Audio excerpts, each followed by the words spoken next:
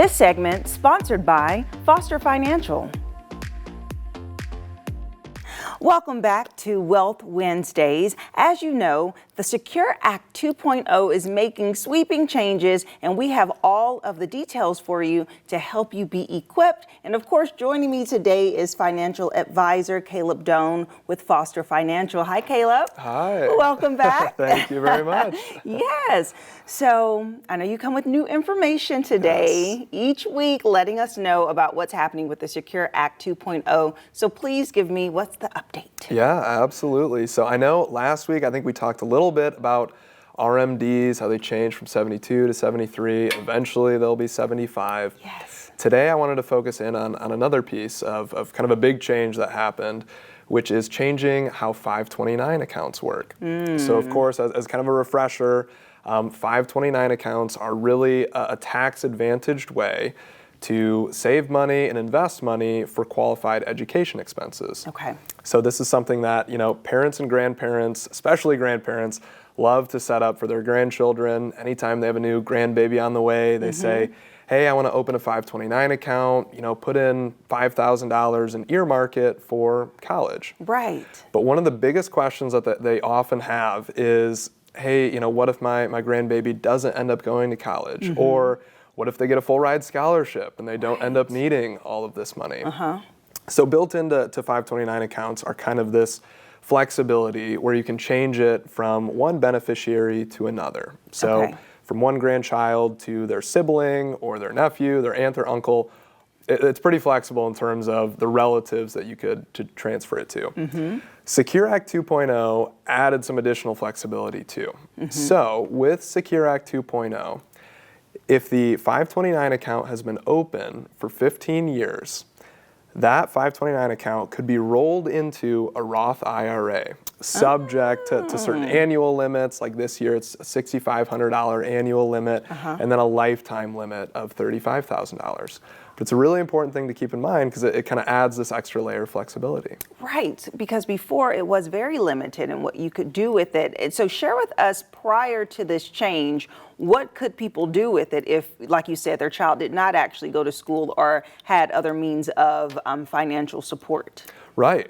So previously, the funds in a 529 account could be used for a relatively broad array of education expenses. So, it could be used for computers, a lot of times room and board, books, of course, tuition too.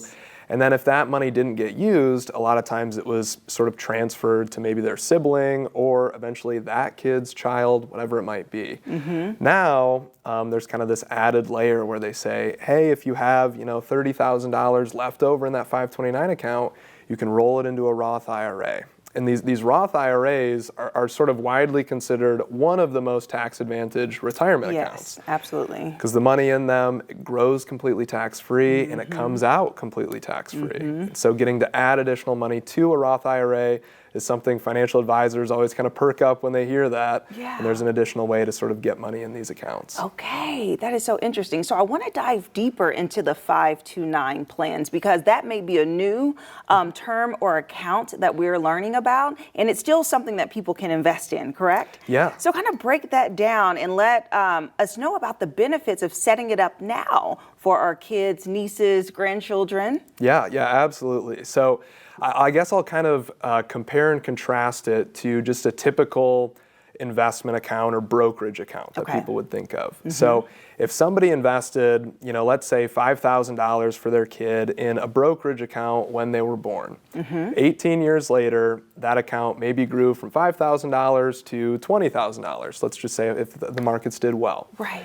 Now, when that $20,000 is cashed out, someone, depending on their tax bracket, has to pay what's called capital gains taxes on the growth, which it went from 5 to 20, so the growth is $15,000. And there's a capital gains tax associated with that. The 529 accounts are kind of an incentive to invest money, and then it gives you a tax advantage too. So with a 529 account, if you invested that same $5,000, it grew to 20. As long as you pull it out for qualified education expenses, you don't have to pay taxes on it. Wow. Okay, that makes sense. And so now with these changes that are connected with the 529 plan and the Secure Act 2.0, I know that there are rules that you have to apply or be aware of, rather, especially for residents in Indiana. So please share with me, what are those rules? Yeah, that's a great point. I'm glad you brought it up too, because Indiana kind of sweetens the pot a little bit, I'd say, with 529 accounts. They actually give a tax incentive for people who are contributing to a 529 account. So for those who contribute up to $7,500 a year into a 529 account, the state of Indiana says we're going to give you a 20% tax credit on that contribution. Oh, okay. So they're kind of encouraging parents, to start setting some of this money aside. Yes. And so if a parent contributes up to $7,500 in this 529 account, they would get a 20% tax credit, which would be $1,500 on their taxes. So it's kind of an extra bonus for planning ahead for your child's college expenses. Yeah, wow, okay. That's great. So any other important details that we just need to know?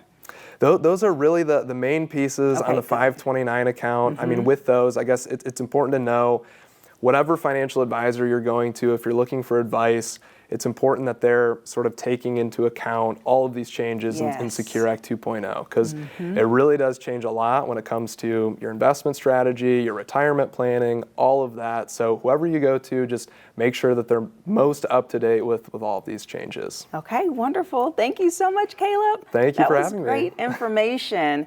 And if you want to learn more information about Foster Financial Services and gain their complimentary consultation, then please contact Caleb and his team. We'll have that information listed below, and we'll be right back.